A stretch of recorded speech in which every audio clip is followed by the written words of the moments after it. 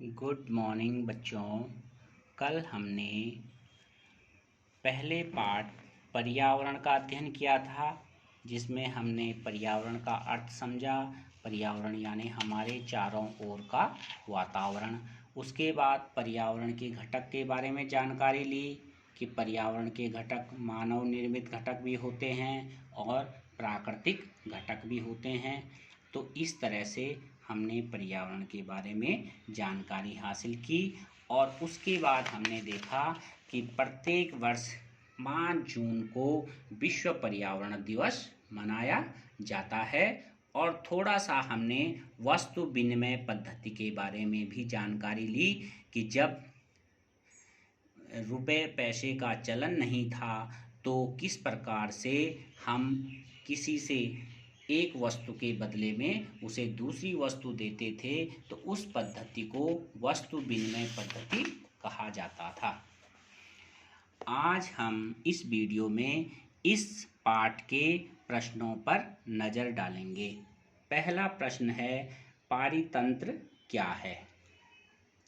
तो पारितंत्र वह तंत्र होता है जिसमें जीवधारी आपस में एक दूसरे के साथ और पर्यावरण के भौतिक और रासायनिक कार्यों के साथ क्रिया करते हैं और उसमें निवास करते हैं, उसे पारितंत्र कहा जाता है। जैसे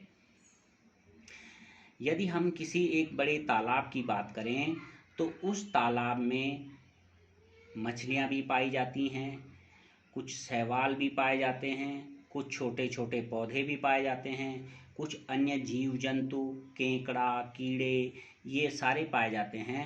तो इस तरह से वह तालाब भी एक पारितंत्र कहलाएगा। इसी प्रकार किसी जंगल में रहने वाले समस्त जीव जंतु और पेड़ पौधों का भी एक पारितंत्र होगा। दूसरा प्रश्न है, प्राकृतिक पर्यावरण से आप क्या समझते हैं?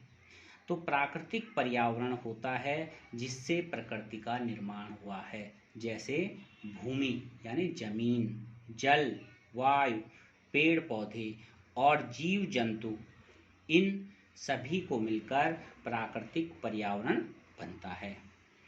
तीसरा प्रश्न है कि पर्यावरण के प्रमुख घटक कौन कौन से हैं? तो जैसे कि आपने देखा है कि पर्यावरण के 2 प्रमुख घटक होते हैं। एक तो होता है प्राकृतिक घटक, जिनमें आपके जलमंडल, वायुमंडल, स्थलमंडल और जैवमंडल आता है, ये प्राकृतिक घटक में आता है। दूसरा पर्यावरण के घटक है मानव निर्मित, जिसमें ये इसमें एग्जाम्पल दे रखा है उद्योग, स्मारक, सड़क, पुल, पार्क, इमारतें। तो इस तरह से जिनका निर्माण मनुष्य के द्वारा किया गया है उनको मानव निर्मित घटक कहते हैं। तो पर्यावरण के घटक कौन कौन से हैं? एक तो प्राकृतिक घटक, दूसरा मानव निर्मित घटक। अब अगला प्रश्न है, मानव निर्मित पर्यावरण के 4 उदाहरण दीजिए। तो मतलब हमने इस प्रकार के उदाहरण लिखने हैं कि जिनका निर्माण मनुष्य के द्वारा किया गया है, जैसे मकान, सड़क, अस्पताल, पुल, नहर, बांध, ये सारी चीज़ें क्या है, इनका निर्माण मनुष्य के द्वारा किया गया है, तो इसलिए इसको मानव निर्मित पर्यावरण के उदाहरण कहेंगे। अगला प्रश्न है, स्थल मंडल क्या है? स्थल मंडल यानी जमीन, पृथ्वी की जो ऊपरी परत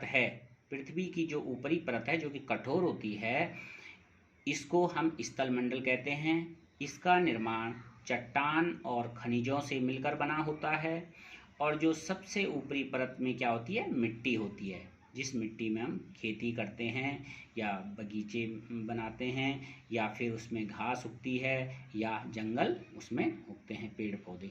तो इस तरह से इसको क्या कहा जाता है, स्थल मंडल।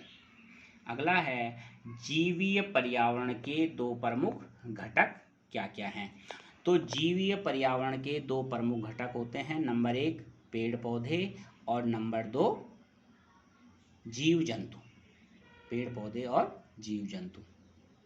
अगला प्रश्न है, जैवमंडल क्या है? तो जैवमंडल वह क्षेत्र होता है कि जिसमें जीव जंतु और पेड़ पौधे पाए जाते हैं, उस क्षेत्र को क्या कहते हैं? जैवमंडल। क्योंकि जीव जंतु और पेड़ पौधों को जीवित रहने के लिए आवश्यक तत्व मौजूद होने चाहिए, जिसमें सांस लेने के लिए हवा, पीने के लिए पानी, खाने के लिए भोजन। तो इस प्रकार उसे जैवमंडल कहा जाता है। अगला है कि सही का निशान लगाइए। इनमें से जो सही होगा उसमें आपने टिक लगाना है। जैसे इनमें से कौन सा प्राकृतिक पारितंत्र नहीं है, जो नहीं है वो बताना है। तो मरुस्थल प्राकृतिक है, वन भी प्राकृतिक है, लेकिन ताल मतलब तालाब जिसको मनुष्य ने बनाया, तो इसमें सही उत्तर होगा नंबर 2 ताल।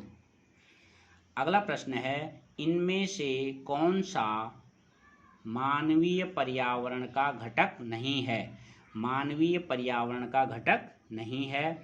स्थल यानी जमीन, धर्म का निर्माण भी मनुष्य के द्वारा हुआ, समुदाय भी मनुष्यों से निर्मित होता है, तो इसका सही उत्तर होगा स्थल। गौ वाला क्वेश्चन देखिए, इनमें से कौन सा मानव निर्मित पर्यावरण है? मतलब किसका निर्माण मनुष्य के द्वारा हुआ? नंबर 1 पहाड़, नंबर 2 समुद्र, नंबर 3 सड़क। तो बताओ बच्चों, क्या पहाड़ का निर्माण मनुष्य ने किया? नहीं। क्या समुद्र का निर्माण मनुष्य के द्वारा हुआ? नहीं। तो मानव निर्मित पर्यावरण होगा सड़क। सही उत्तर होगा सड़क। इसका अगला प्रश्न है इनमें से कौन सा पर्यावरण के लिए खतरा है? पादप वृद्धि, पादप यानी पेड़ पौधे। क्या पेड़ पौधे बढ़ने से पर्यावरण को खतरा होगा? नहीं।